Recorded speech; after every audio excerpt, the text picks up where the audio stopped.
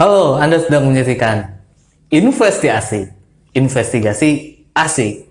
Kali ini kita akan membahas seputar permasalahan hidup dari seorang pemuda yang berkompeten di bidangnya, bermasalah di kisahnya.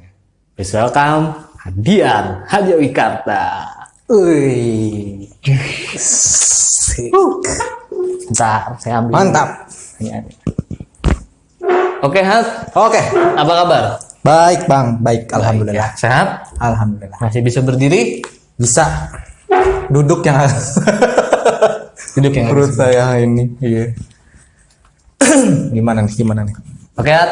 Di tangan saya udah ada sebuah pertanyaan Oke. berdasarkan riset tentang kehidupan Hadian. Oke. Kita mulai aja pertanyaannya. Siap. Yang pertama adalah Hadian Hadjawikarta. Betul namanya? Betul. Mahasiswa jurusan Desain Komunikasi Visual. Ya. Yang ingin saya tanyakan pertama adalah nama belakang.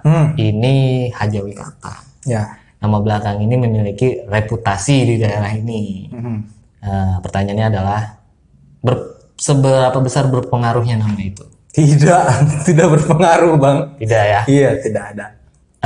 Tapi yang lain banyak loh yang pakai nama itu juga Ya ada sih. agak-agak Yang berpengaruh tuh nama tengah saya, apa itu?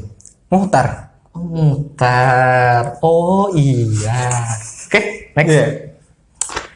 Anda adalah lulusan Desain Komunikasi Visual. Kalau boleh tahu di kampus mana? Di ITENAS di Bandung. Oh iya. Kampus yang pernah viral pada masanya ya. Iya, ramai sekali. Sip. Udah lama padahal. Berapa lama Anda kuliah di sana? 6 tahun. Saya telat 2 tahun berarti ya. Ya. Kalau biasanya kalau telat 3 bulan udah mulai ada. Ya mual-mual Iya. gitu ya. Kalau ini sampai 6 tahun. 6 tahun. Iya kayak gitu. Terus apa sih yang dipelajari di mata kuliah Desain Komunikasi Visual? Dipelajarinya pokoknya banyak, ada tentang ngegambar, ngedesain, nah gitulah. Pokoknya bagaimana caranya kita menyelesaikan masalah dengan visual.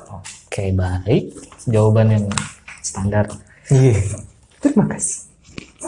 Pengalaman kerja, nah ini yang menarik. Anda pernah bekerja di salah satu rumah sakit daerah. Ya, betul. Betul? Betul. Sebagai apa di situ? Sebagai promotor kesehatan. Promotor kesehatan. Ya, instalasi promosi kesehatan. Ya, tugasnya memberikan edukasi kepada masyarakat dan pasien untuk menjadi pribadi yang sehat. Oke. Berguna? Harusnya berguna. Harusnya. Tapi kenyataannya kurang maksimal. kurang maksimal. Ya, Jadi bukan proses. tidak berguna ya, tapi kurang maksimal. Kurang maksimal proses ya, apalagi saya nggak ada gitu kan ya.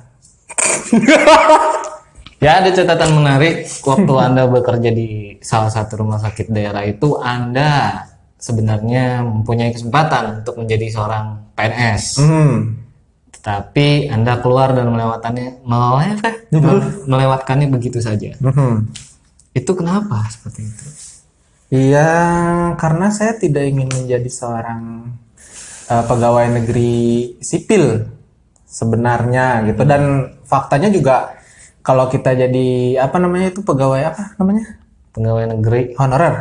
Ya, nggak semua honorer akhirnya jadi PNS juga kan, harus melewati tes juga gitu, kayak gitu. Tapi kan peluang untuk menjadi seorang PNS itu lebih besar. Dengan Anda harusnya masih tetap bekerja di tempat Anda sebelumnya. Tapi Anda melewatkan begitu saja karena alasan Anda tidak mau menjadi seorang PNS. Iya. Why? Iya, karena saya tidak ingin ini aja sih, gak mau terkekang. Nggak mau. Nggak mau pakai mobil plat merah. Apalagi itu. Yang kalau liburan mulai banyak tuh di daerah. Waduh. Tempat wisata. Oh, tapi udah dilarang ya. Ya nggak boleh lah. Pegawai negeri kita semakin lama semakin menunjukkan eksistensinya lebih baik kok. Terbukti dari gajinya yang naik tiap tahun. Iya, makanya dinaikin kan berarti bagus kerjanya ya. Sebenarnya harusnya seperti itu. Ya, gitu.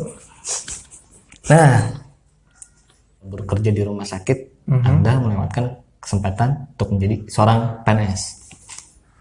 Menyesal? Enggak sih, enggak. Karena memang kesempatan itu pun pernah lewat ya. Maksudnya pernah ikutan tes juga kan, waktu itu sempat mau ikutan tes. Udah ngelewatin beberapa tahap yang akhirnya saya nggak datang ke tempat tesnya akhirnya. Nggak punya ongkos? Nggak mau karena Oke. karena nggak mau saking nggak maunya. Padahal enak loh jadi PNS. Ya enak, Tunjangan semuanya ada. ada itu ada surat yang bisa sekolah juga kan. Waduh iya itu. Iya. Aset. Mau dikasih berapa? Ya gitulah. Banyak. Ya, Anda memutuskan berhenti di rumah sakit dan kembali bekerja sesuai dengan apa yang Anda kuasai. Ya betul. Anda kembali lagi ke dunia fotografi, dunia desain, dan dunia editing. Yang mana menurut catatan Anda sering masih mengerjakan job dan tempat lama Anda bekerja. Ya. Itu biasanya dipasang tarif seperti apa? Iya ada callingan gitu ya. Iya. Dipasang tarif normal aja. Pria callingan. Iya. Ya harga-harga normal, nggak membedakan tempat kemarin kerja atau tempat baru atau tempat siapa gitu. Udah ada hitungannya sebenarnya, sama-sama aja. Tapi menurut catatan ini harga Anda lebih murah karena harga anggaran yang dianggarkan dikhawatirkan lebih tinggi. So, bukan lebih tinggi ya, itu memang seperti itu. Memang seperti itu gitu, karena ada anggaran-anggaran yang tidak terduga yang harus disiapkan kan. Kalau nggak disiapkan kan duit dari mana? Termasuk anggaran 10.000 ya. Itu kan tak terduga. Tak terduga itu. Sebenarnya bagus kan maksud dan tujuannya. Iya, untuk hal-hal lain gitu kan bisa aja. Yang bisa merubah Indomie menjadi mie sakura ya. Sarden tinggal apa? Kepalanya doang. Oke. Iya. Next. Di dunia fotografi itu kan banyak tuh namanya modeling.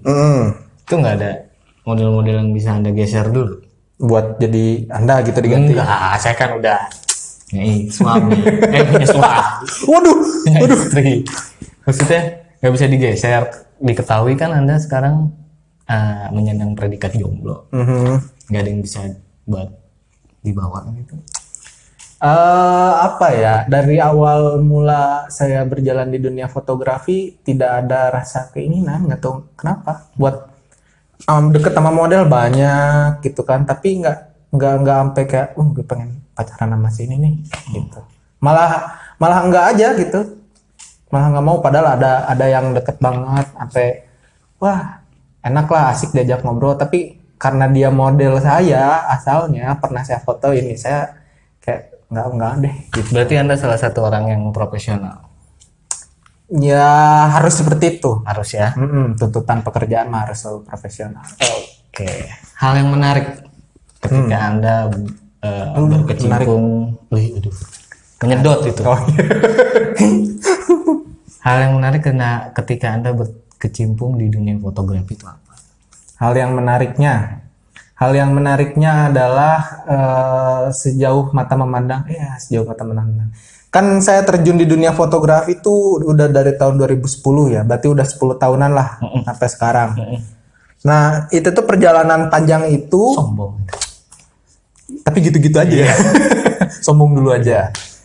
Udah panjang kayak gitu tuh masih bisa dibalap sama anak-anak zaman sekarang gitu, karena kecanggihan teknologinya, terus banyaknya informasi yang bisa didapat, jadi mereka bisa belajar cepet gitu. Jadi unik aja gitu, kita yang udah lama bisa ke salib akhirnya gitu sama anak-anak zaman sekarang gitu.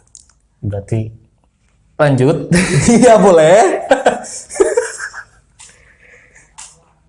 Di seputar model itu di dunia fotografi, pengalaman apa sih yang paling menarik yang pernah dia alami Di dunia fotografi? Dalam model lah, entah dikejar model lah, entah yang lain-lain, itu apa sih? Pengalaman yang menarik, yang asik-asik gitu ya. Maksudnya menarik. Pengalaman banyak lah pasti lah ya. Maksudnya 10 tahun nggak gitu-gitu amat gitu. Maksudnya dari awal terjun tuh emang belajarnya benar-benar bukan ke hasil dulu awalnya, ke proses. Jadi setiap proses itu banyak hal yang menarik gitu. Kayak misalkan mainin kamera lubang jarum, kayak wah akhirnya ada Saya kameranya kaget tadi gitu. kirain mainin lubang model. Waduh, ya Makanya tadi agak ampun. deg-degan gitu. Waduh, nggak boleh, nggak boleh. Kalau catat Hah? Ya di luar kamera matiin dulu lah. ya. Tadi Kayak itu gitu. kan ada satu pertanyaan yang kelewat. Apa tuh? Yang pengalaman yang unik ketika di rumah sakit tuh apa? Masih menjadi seorang tenaga di rumah sakit itu. Yang unik, yang uniknya banyak banget yang unik mah. Maksudnya ya yang paling uniknya adalah saya kaget Why? karena sebelum kerja di rumah sakit kan pernah beberapa kali kerja di tempat swasta. Pas di tempat itu saya bekerja itu rulesnya kayak beda aja gitu. Jadi kaget gitu. Kok kayak gini, kok kayak gini, kok kayak gini. Bisa lebih spesifik? Spesifiknya kayak sebenarnya kalau di tempat swasta profesionalitas itu sebenarnya benar-benar menentukan hasil kerja. Nah, kalau di sini itu ya profesional juga sih sebenarnya profesionalitas kerja. Cuman yang lebih menentukan itu siapa yang ngerjainnya. Oke. Kayak gitu. Itu membuat saya kaget gitu. Next. Mau ngambil itu, Bapak? Iya, mau ngerokok dulu ya. Iya, silahkan. Anggap aja rumah sendiri lah. Iya, santai aja. Nah, sebelum ngerokok, sambil ngerokok, kita masuk ke pengalaman pribadi ini. Oke, siap. Deg-degan saya. Aduh. Ya Allah, apaan nih pertanyaannya? Pasti luar ekspektasi nih. Anda kan saat ini menyandang predikat jomblo seperti yang tadi sudah saya jelaskan. Iya.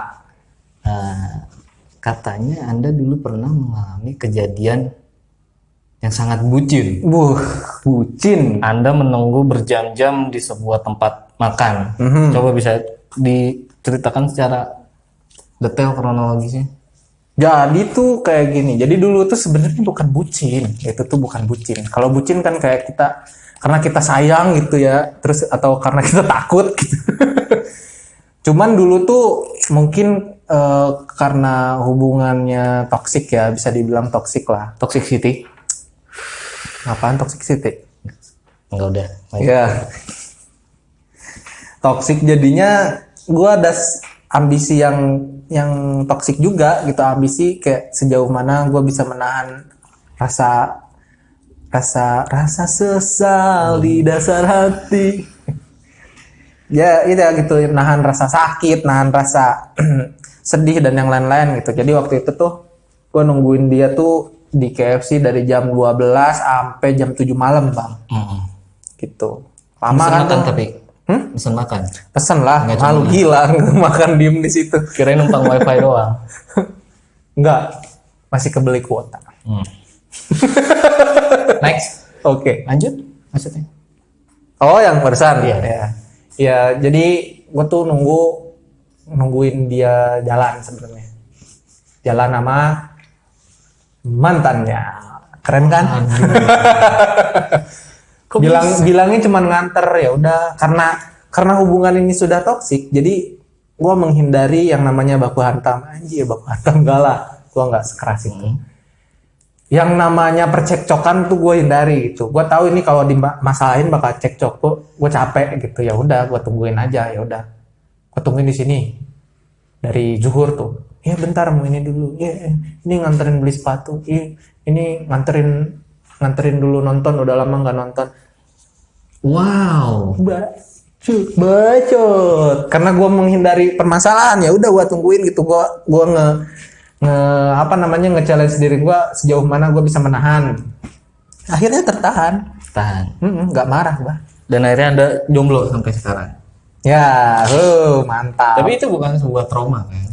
Bukan, ada teman saya yang berkata seperti ini yang menguatkan saya. Apa itu?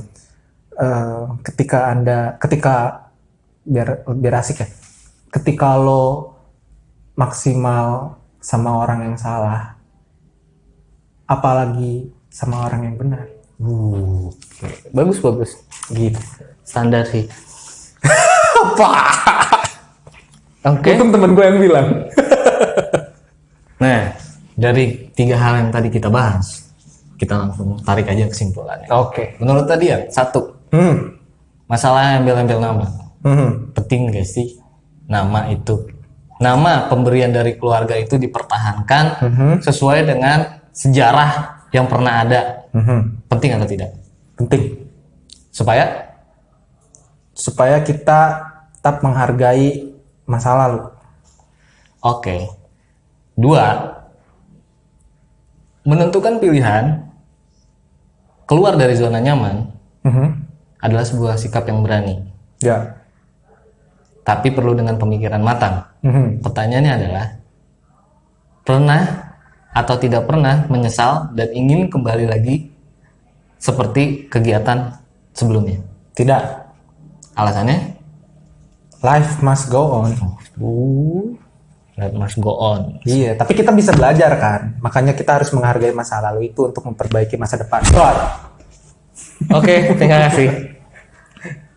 Next, pertanyaan yang ketiga. Masalah jodoh. Oke. Banyak orang yang galau, risih, ketika tidak punya pacar, Ya. atau tidak punya pasangan. Menurut Hadian, seperti apa? Ya itu mah pilihan masing-masing ya. Kalau misalkan tidak nyaman dengan kesendirian ya carilah kenyamanan itu gitu. Kalau misalkan gak nyaman dengan jomblo ya cari pacar lah. Kayak gitu. Kalau misalkan nyaman dengan kesendirian ya nikmatilah kesendirian itu sampai Anda sepi. Nanti juga nyari. Ya, pertanyaan yang terakhir. Ya. Penting gak sih acara ini? Penting bang. Penting ya? buat exposure buat gue juga, orang-orang jadi tahu kan. Oke. Siapa sih Aden? Siap. Oke. Selesai di sini acara Investi Asik. Asik. Selanjutnya kita akan datangkan bintang tamu yang sangat standar. Kenapa? Karena untuk bercerita muncrat lagi. Karena untuk bercerita tidak perlu menjadi Anda terkenal. Karena cerita Anda yang memperkenalkan Anda kepada dunia. Investi Asik.